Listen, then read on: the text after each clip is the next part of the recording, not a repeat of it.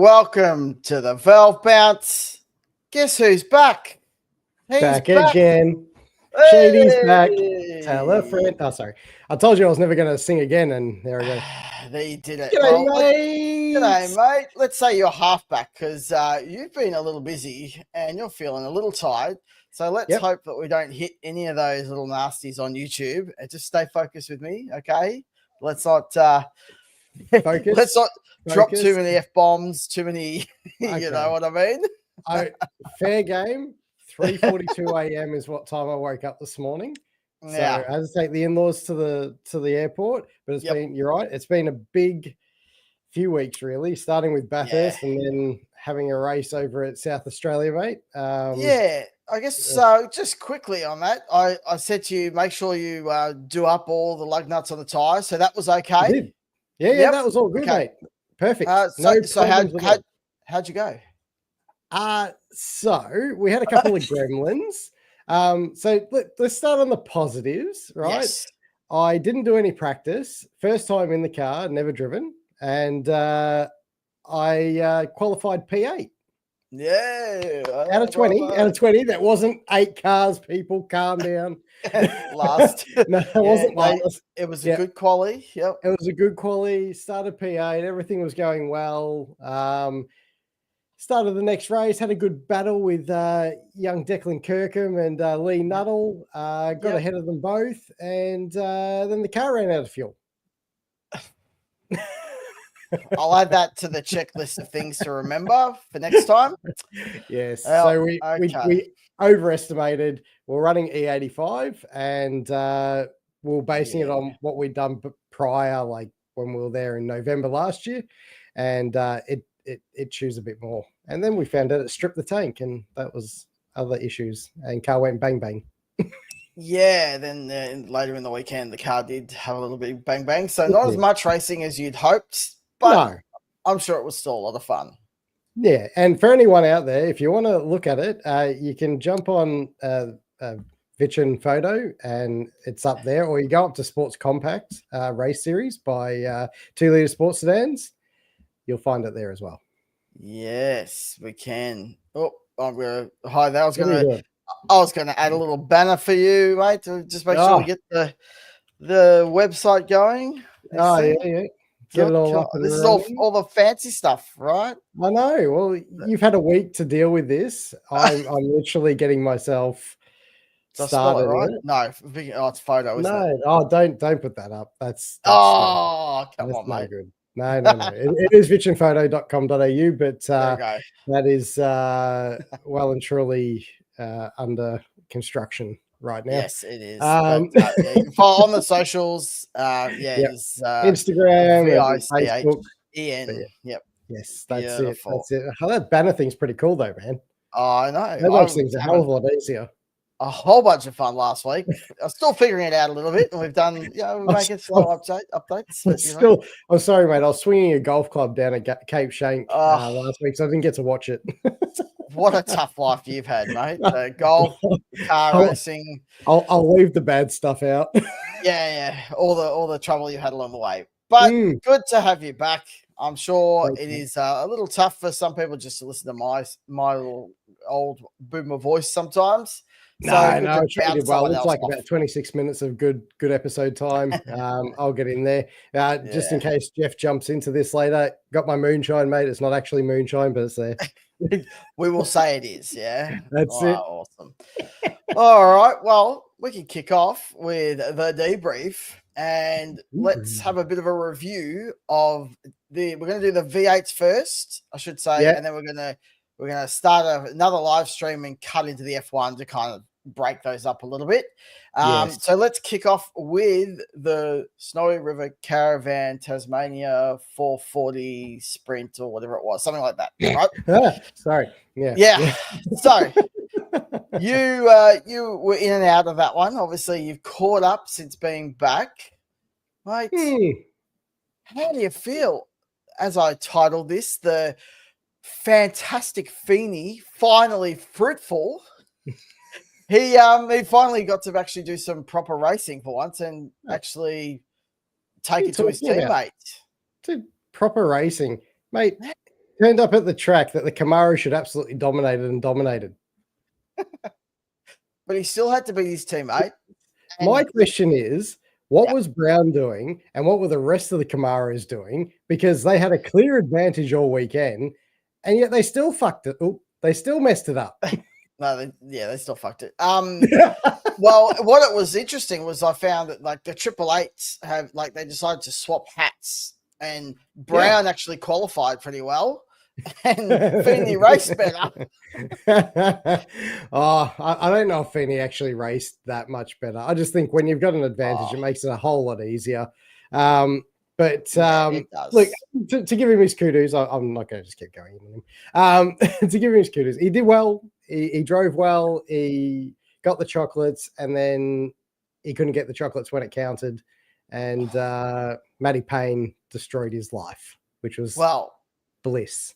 The strategy kings. And what was hilarious, I know it has been said elsewhere as well, but Percat did this last year. Yeah, and yet everybody still seemed to miss the trick, the opportunity for it to happen again. I know. And yet Payne and Percat just nailed it. And Payne obviously got the chocolates in that Sunday and had no right to, like no real car pace. Had the disadvantage of being in a Mustang when it was a Camaro Cup for for performance wise, and yet still managed to get the chocolates. Mate, he drove superbly. I mean, rewatching that today, just so I could catch up. He came out of the pits and literally just hit a number, and you saw it. He sort of dropped away a little bit, but he didn't drop so far away as he wouldn't be within a shot, and he managed it to absolute perfection. He is the new tire whisperer. That is 100% correct. I don't know how he does it, but mate, incredible strategy and incredible to actually pull that off. But again, back to Feeney, kudos, won 2 races over the weekend, got the championship lead. Well, the Sprint Cup championship lead. And that's all you got to do. When you've got the opportunity to win, you've got to win, and he did.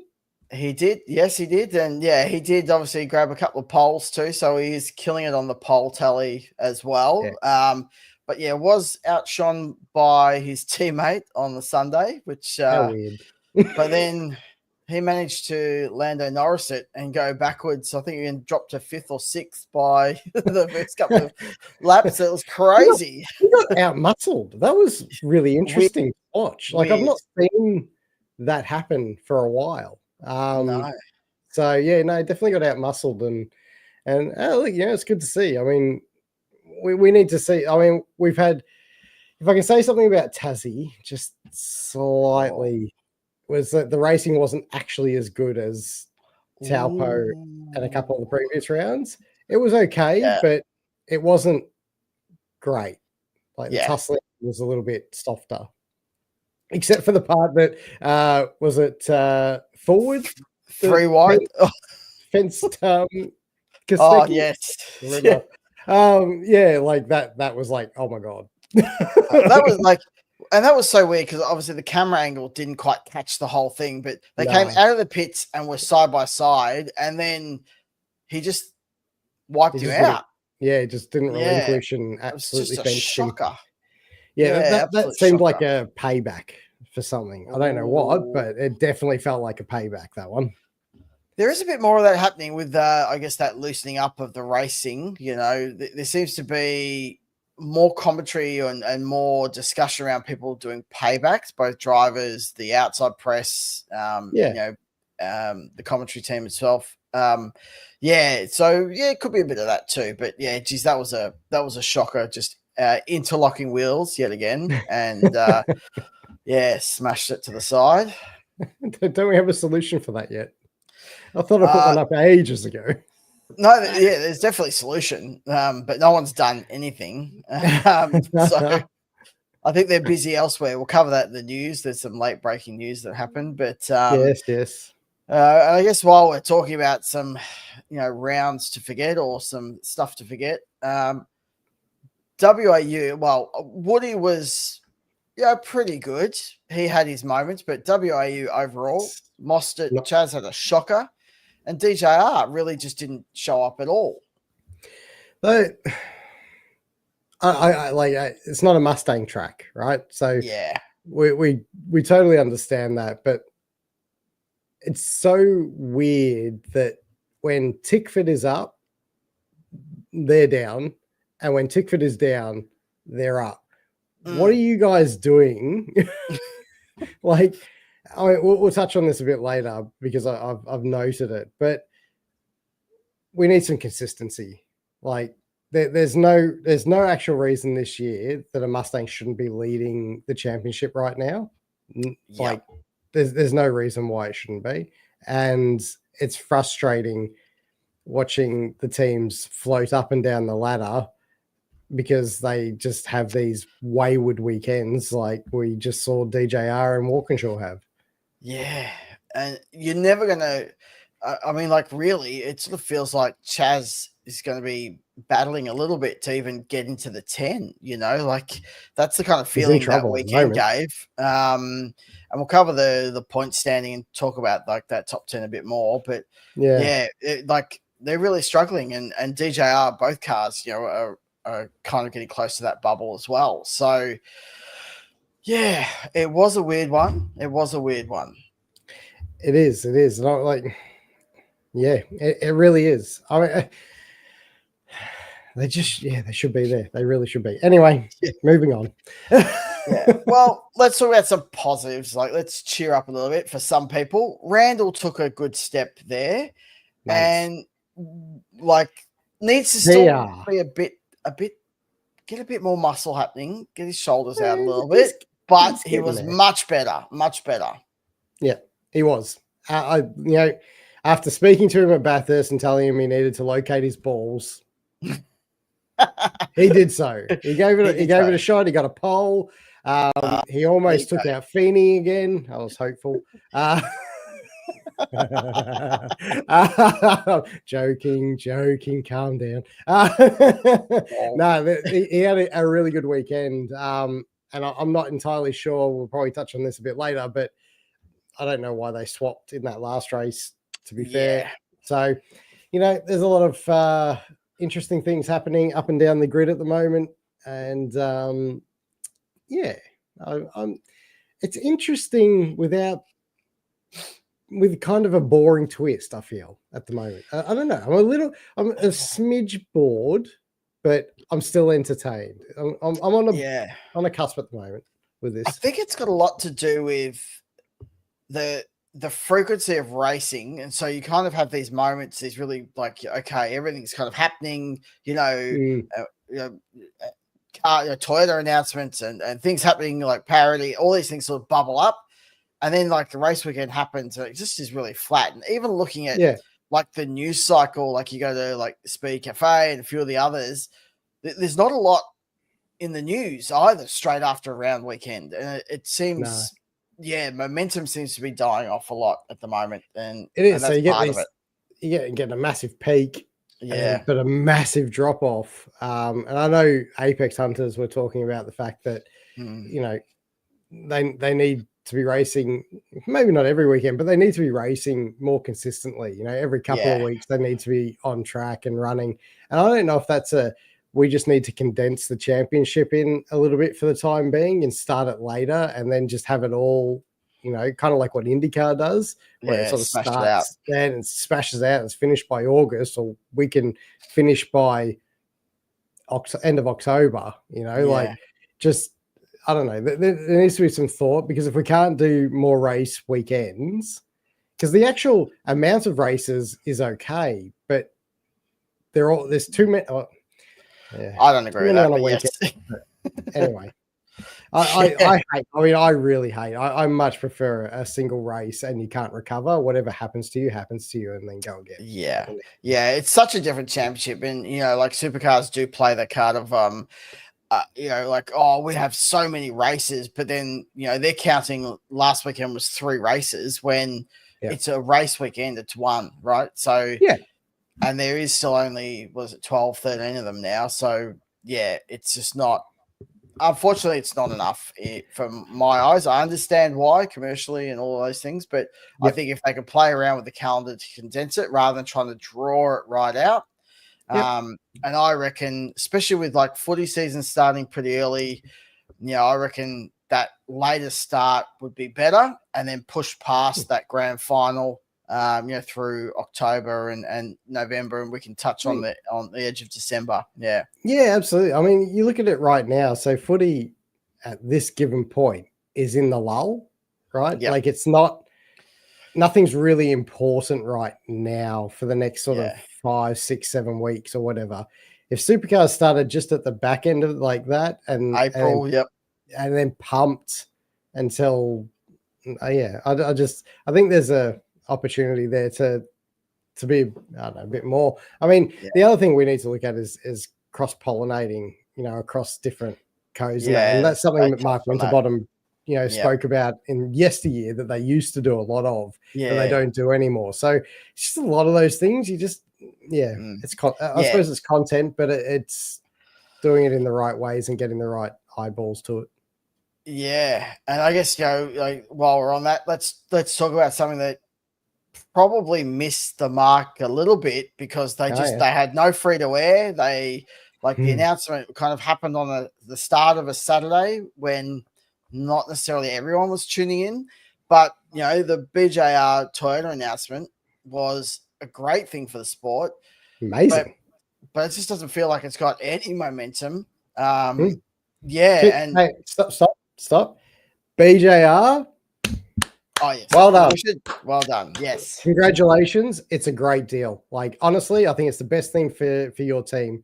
100%. So I'm looking forward to seeing you guys and Walkinshaw, bring that car, and I'm sure it's going to be fast because Toyota are not coming into this to lose. So there's going to be so much resource at it, and I think it'll be a good thing. As long as they prioritize the engines, right?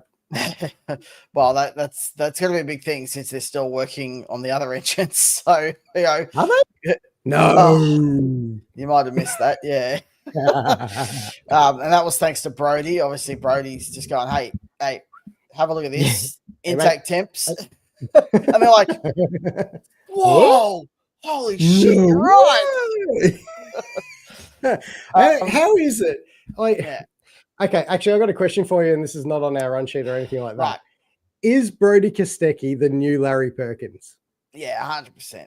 Yeah. Like, he's the 100%. Guy that is innovating, that he understands it better than almost anyone else. Like he is the Larry Perkins. Yep.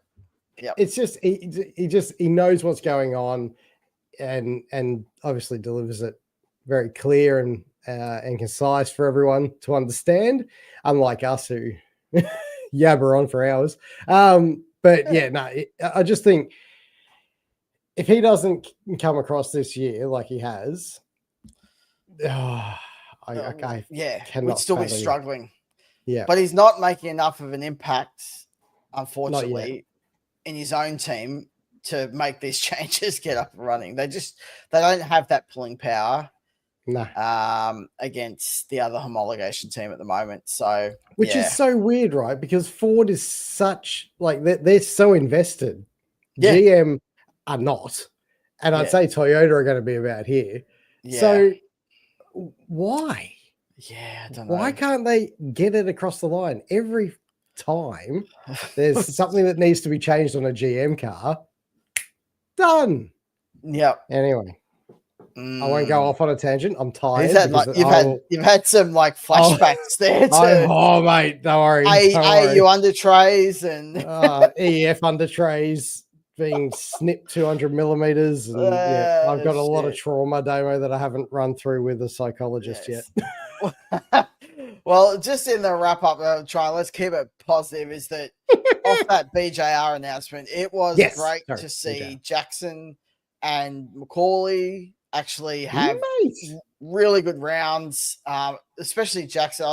Jackson Evans we know he's got the skills, but he's just been struggling. And it was good to see. Oh gosh, what? He has got a wicked eye. Oh, yeah. he's got the rock eye like that. Yeah. I was like, whoa, that'd actually scare me on track, I think. Yeah. Actually, the other thing that was a bit scary was Richie Stanaway in the on the social media. Oh, yeah. He had the crazy eyes going.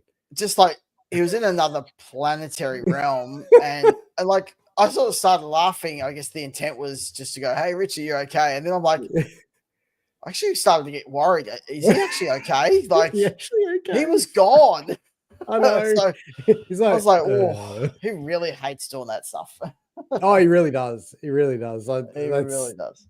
That's like me in high school with the teacher like yabbering about something, and I'm just like, yep.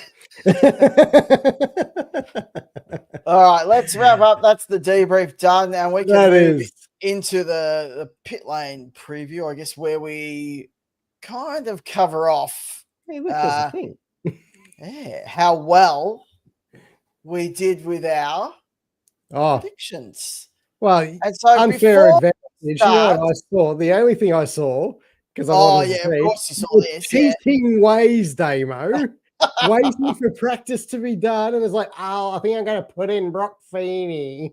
I had Brock Feeney in already. I knew he was going to be better than Kostecki, but I want to tell the people, what the hell were you thinking? Oh, clearly, why did you choose Kostecki? Well, because I wanted him to win. You wanted him to win? Yeah, that's all I wanted. I was like, you know what? I'd like to see Kostecki win. Right. And I thought, you know what? Maybe it can happen. Apparently not. But you know, just as a quick reminder, I'll just you did have him for race 2. Yeah. You did have him for race 3. Yeah. And you also had him for pole, the top 10. I did. So how many points did you score out of those 3? I don't know, but you know, like Brown was a good guess for race 1. It wasn't quite there because he ended up down the back for nowhere. But he hurt you too. Oh, mate, they all hurt me. I just, all right. Well, look, it wasn't a good round for me in the footy tipping either. So clearly, I was just tired after the race weekend and collecting my in-laws from the airport the day after of driving 7 hours. Just too tired, mate. I was just too tired, mate. I was just too tired. Like, as you know, you rang me at what, 7:15 last week, and I was like, "Oh, there's a podcast."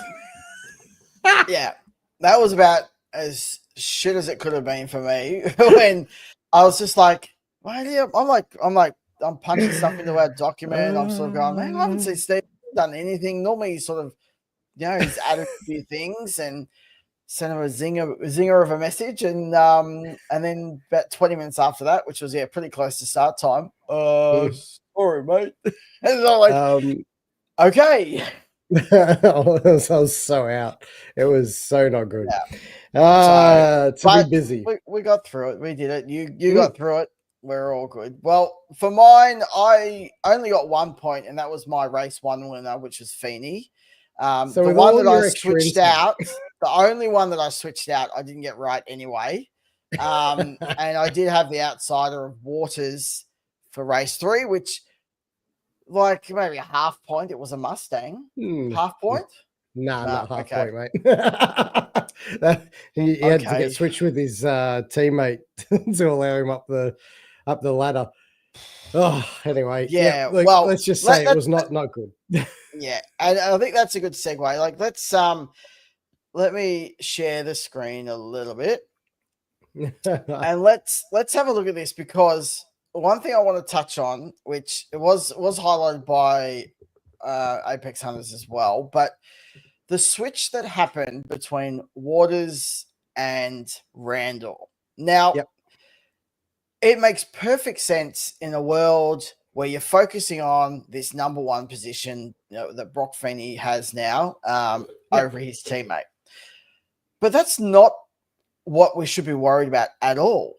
I mean, we want to be at the point end of the field, but when you switch out and you've got T. Randall now in position 6, when potentially he could have had a few more points to give him a gap between him and Kostecki, this is the area. And if you look at the points that I've got on the screen, there's not a lot of difference between some of these positions in this kind of, really like, from 5 all the way through to sort of, I think it's like 12, it starts getting, Anton's a bit further out, but, you're looking at, was it always 30 odd points, and then there's a real small gap, and then that 20 odd, bit less than 20 odd points. It's 120 points between Chaz Mostert in 5th and James Golding in 11th. That's nothing. So this top 10, which is really what they're not racing for, but the focus should be, how do we make sure we get inside that top 10? So all of these people, and even to an extent, Nick had a slightly better weekend, got him some more points. Will Davison's down here. Go. Can I make one point? And this is the one thing that I think Supercars should have done and taken from NASCAR as well. If you get a race win, that should lock you. Ooh, okay. Right. So, for instance, has Brown won? Yeah, he's won 1. Okay. So, out of the 10 at the moment, we have 1, 2, 3, 4, 5, 6. 6 cars that should be a lock. Right. Cameron Hill, Chaz Mostert, Cam Waters, Matthew Payne, Will Brown, and Brock Feeney should be a lock in that 10 now, regardless of their points, because they've had a win. Now, you can always go back on, for instance, Brock's had 3 wins now. You can always go back on that to make the 10. So I just, I don't know. Because there's no way that James Golding, Anton, Percat could, Will Davison won't, LeBrock won't, Jackson Evans won't, Reynolds probably not. Back. Stanaway might surprise and get one. Like, he's 18th at the moment. He gets a win, he can get a lock in. I'm just saying. I just think I like the idea of having something to kind of secure it, but I think the problem with our sport with Supercars is that you have so many random winners, especially this year where we have had such a. So what happens when? Is it the first 10 to get a race win that locks them in, and then everyone else misses out? Or like, how do you police it when you have 12 race winners, for example?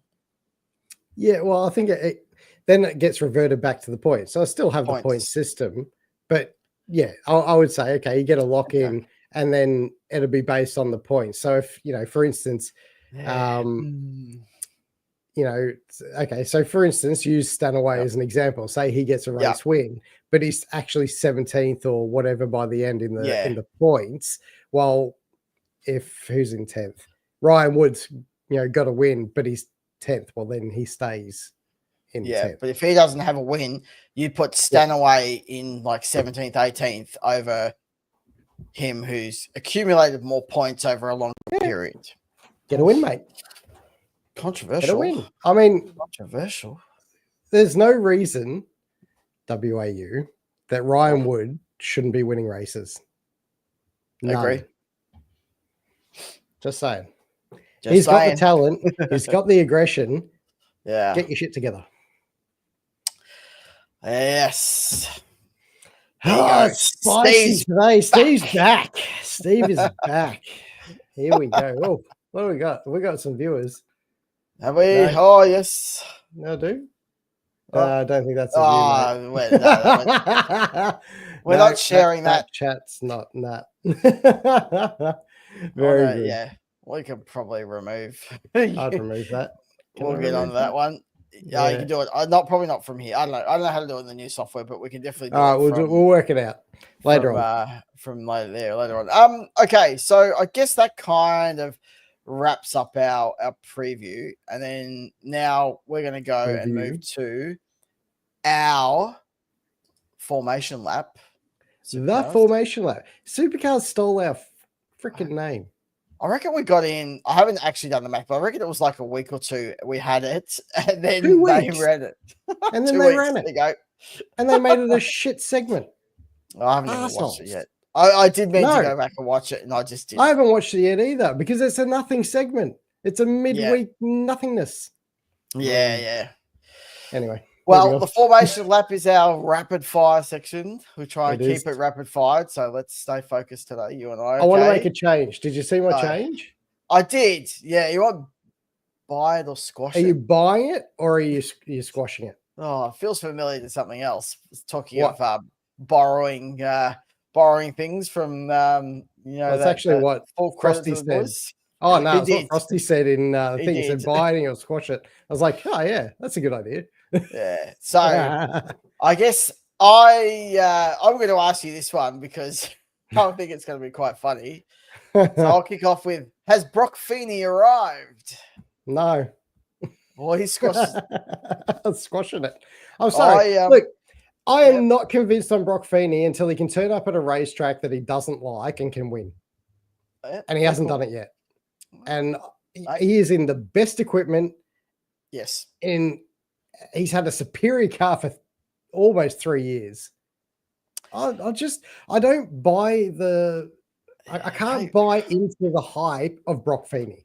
Rapid fire, mate. Rapid fire. Let's fucking go. Okay. It's rapid fire. I'm firing. Not rapid. Firing, not rapid. I would say that you are. I'd agree with what you're saying. I think not yet, but I'll tell you what, that if he can do it elsewhere, otherwise he's just going to be a Murph who ended up, as one of the greats of the sport, but was only great at certain tracks. And it'd be a shame because he is in the best equipment. All right. By a mile. Let's go rapid. Let's go rapid. All right, Damo. Has Woody kickstarted a teammate domination? Oh, he's on the verge. He's on the verge. He showed signs at Taupo of beating Chaz.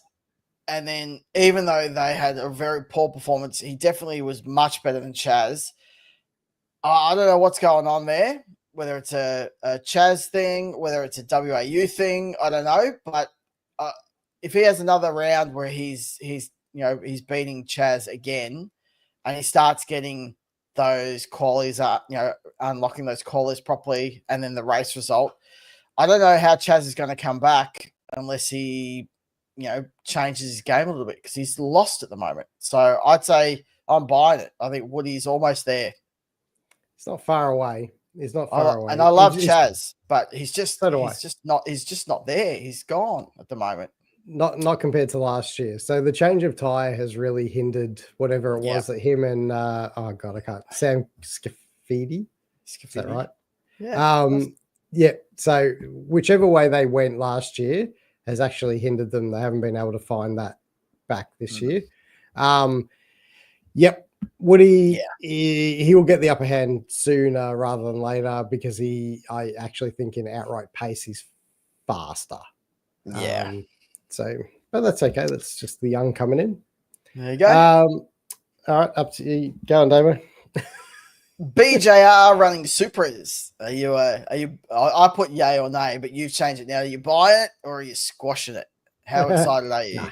I'm buying it. It's good. Yeah. And I think it's exactly what Brad needs because the Holden and Chevrolet relationship hasn't really given him anything too much. It did at the beginning, but after like a few years, they dropped away, and I think he's just sort of been in the wilderness ever since. So this is good news for the Albury-based team, and I'm looking forward to being able to support them once more. Yeah, nice. And I know you've got the numbers, so I'm not catching you off guard, but having a 4-car super team come in is great for the balance of sport. So how many Camaros will there be next year? 8. How many Mustangs? 10. And then 6 Supras. Yeah, which is a great mix. Glad that finally the bloody Camaros aren't everywhere, which is great. Yep. But yeah, it's a good mix of all kind of manufacturers. So I think it's great that they got 4 cars over the line. Can I just say, Supercars, you have got your product just about right now going into next year. Can you please, for the life of me, get your marketing and your weekends sorted so that we can all just have a great time? And the commentary team, don't forget them. Oh yeah, mate. I was ready to throw stuff at the TV on Saturday.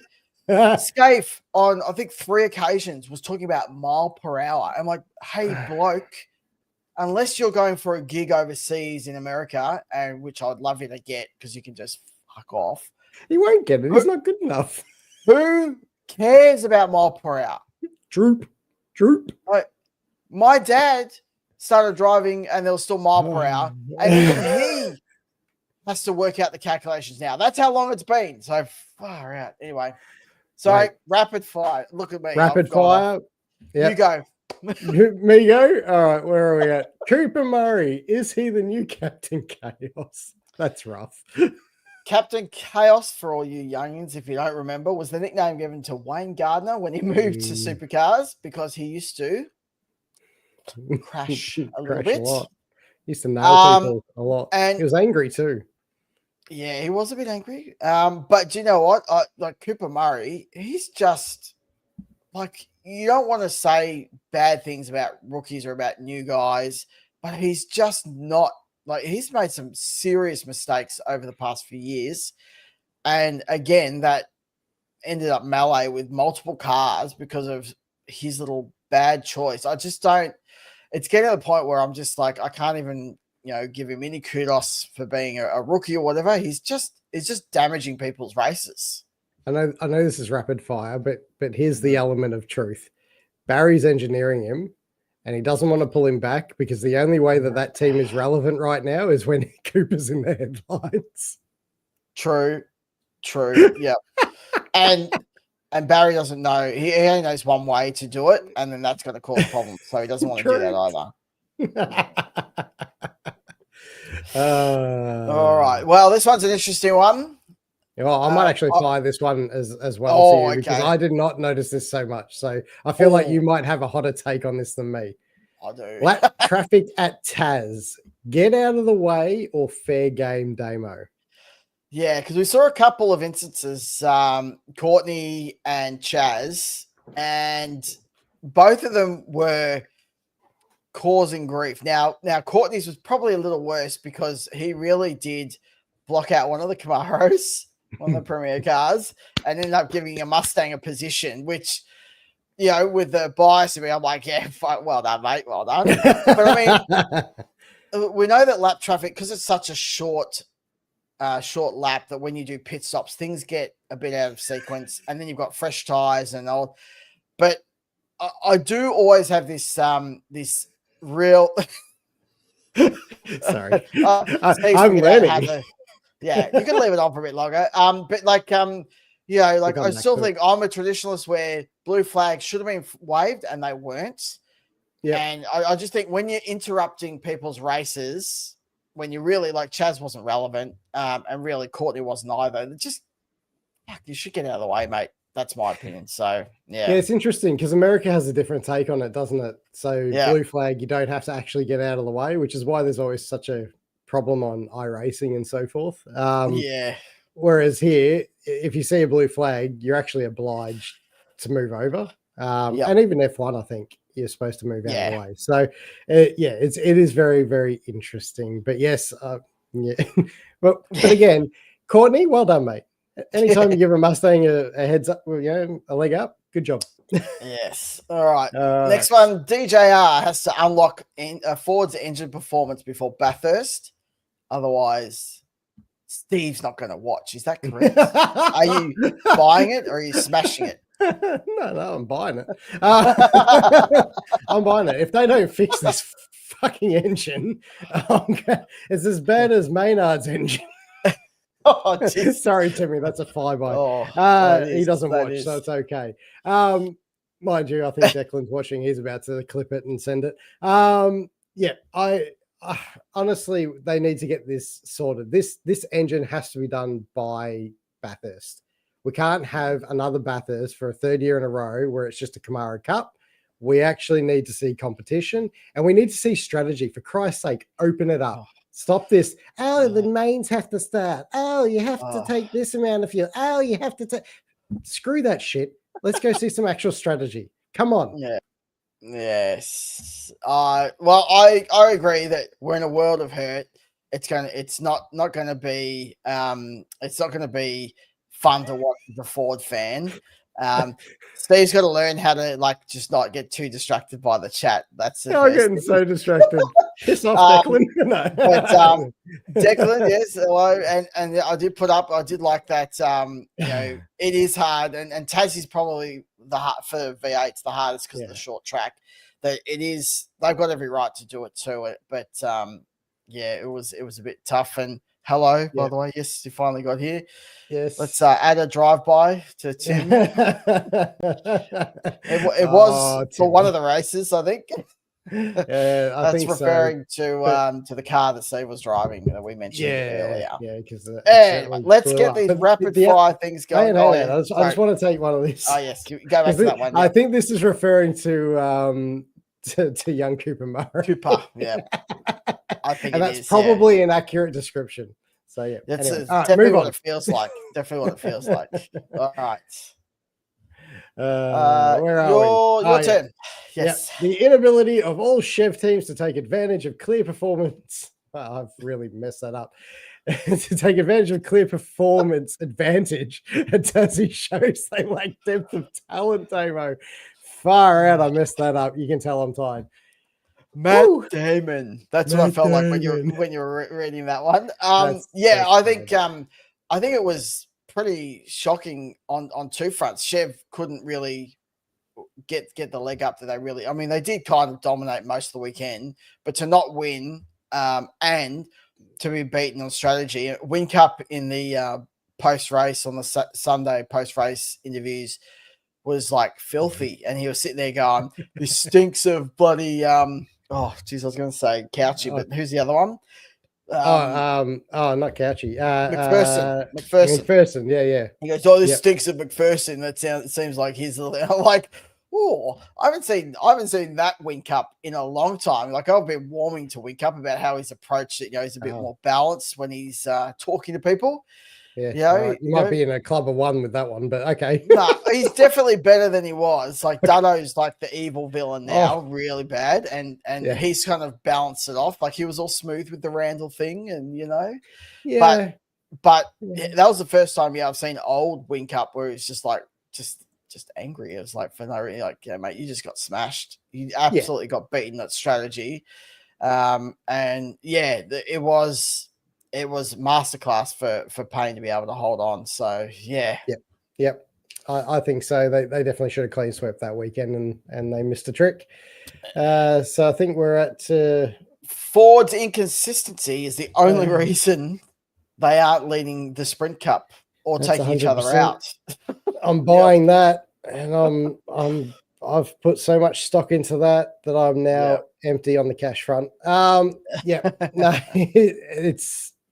Nah, come on, boys. Yeah, this is not good enough. You need to get your shit in order because the inconsistency is getting old fast, and I know it's hard, but just come on.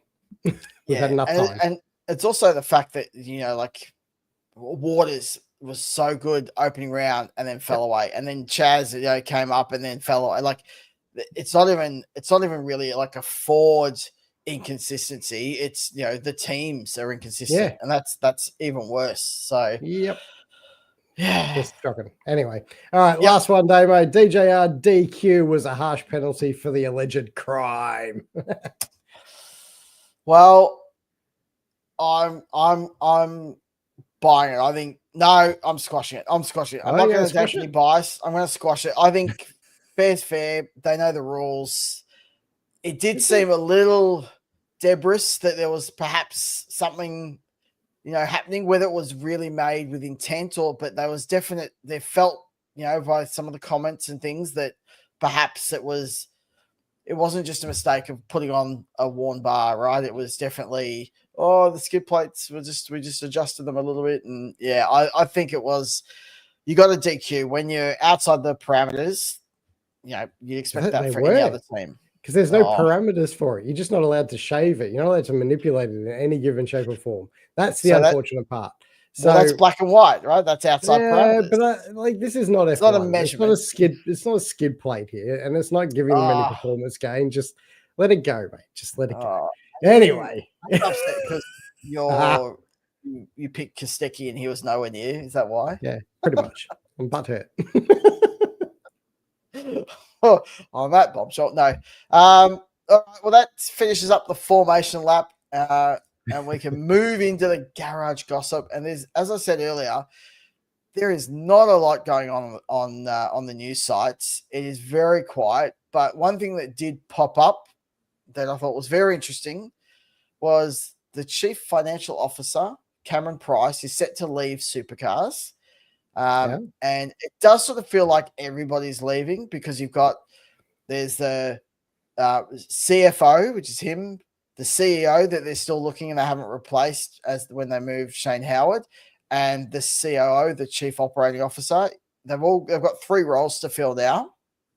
But Cameron Price has been there for 11 years, so he's kind of served his apprenticeship and his time and probably looking for something else. So it doesn't feel like all the rats are jumping off a sinking ship, but it's certainly there's a lot of senior roles that they need to fill, and we've heard zero about replacements on the CEO front.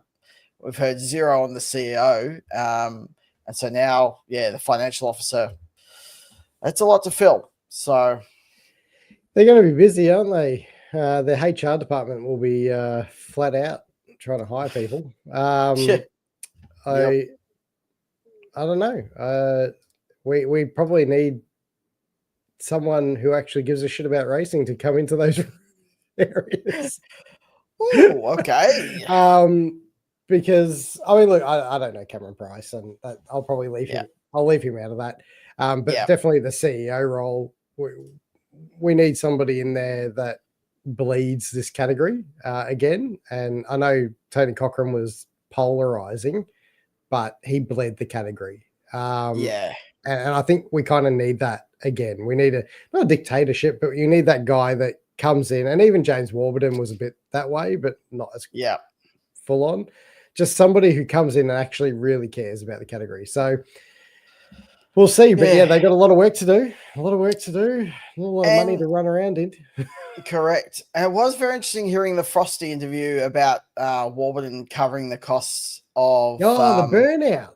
The burnout, which that was very interesting because I know Warburton it was very I was going to say bipolar, but it was people really loved or hated him. Yeah. And he really left probably this bit of a cloud, didn't he? That it wasn't the best.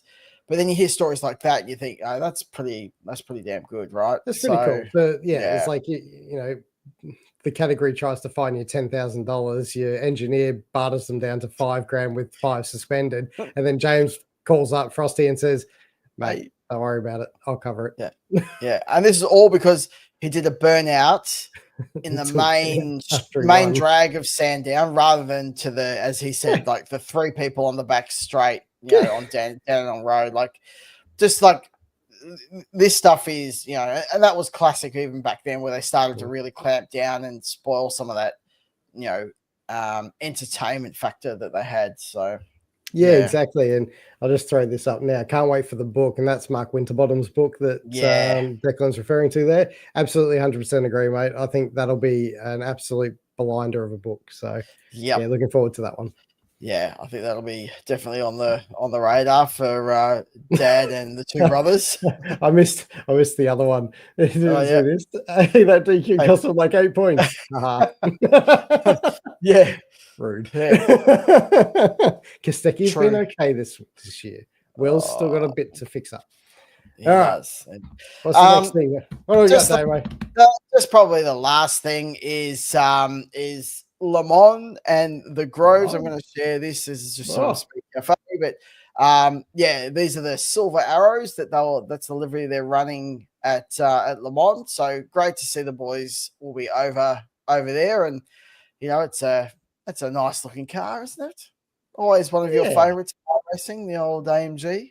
Yeah, it was the easiest to drive. It was a great car. It looks good. I mean, it's very Merc, isn't it? That's exactly how we always envisage them.